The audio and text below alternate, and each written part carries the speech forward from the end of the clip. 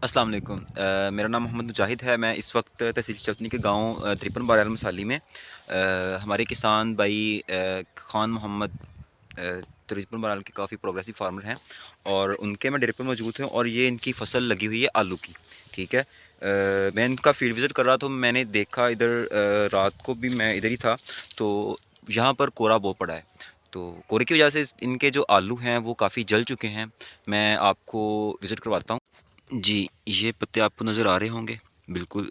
ये रात को जो कोहरा पड़ा है, ये 2-3 दिन से कोहरा पड़ रहा है, उसकी वजह से ये पत्ते तकरीबन ऊपर से जो पत्ते हैं ना नरम वाले, जो नए पत्ते निकलते हैं, वो बिल्कुल जल चुके हैं और जो नए पत्ते हैं, वो भी अभी कोहरे की वजह से नहीं निकल रहे। जी, आलू पर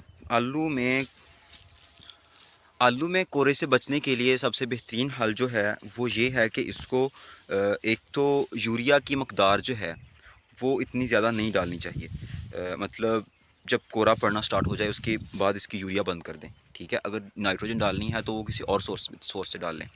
और उसके अलावा इसमें जो पानी है उसका इंटरवल आप बढ़ा दें। ठीक है, रात के वक्त जो पानी है उसको रात के वक्त लगाएं जब कोहरा पड़ना स्टार्ट हो, या फिर 12 बजे तक आप इसको पानी दे सकते हैं। और हल्की इरिगेशन करनी है, लाइट इरिगेशन, ताकि आपकी जो फसल है उस पे कोहरे का नुकसान है वो कम से कम हो सके।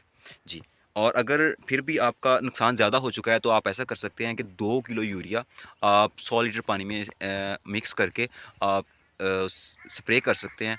और हल्की लाइट इरिगेशन वो आप ना भूलिएगा, कोहरे से बचाव के लिए वो बेस्ट रहती है। मज़ीद मालूमात और बर वक्त आगाही हासिल करने के लिए सावी के तमाम सोशल मीडिया अकाउंट्स के साथ जुड़े रहें और सावी की ऐप को प्ले स्टोर से डाउनलोड करके फ़ायदा उठाएं।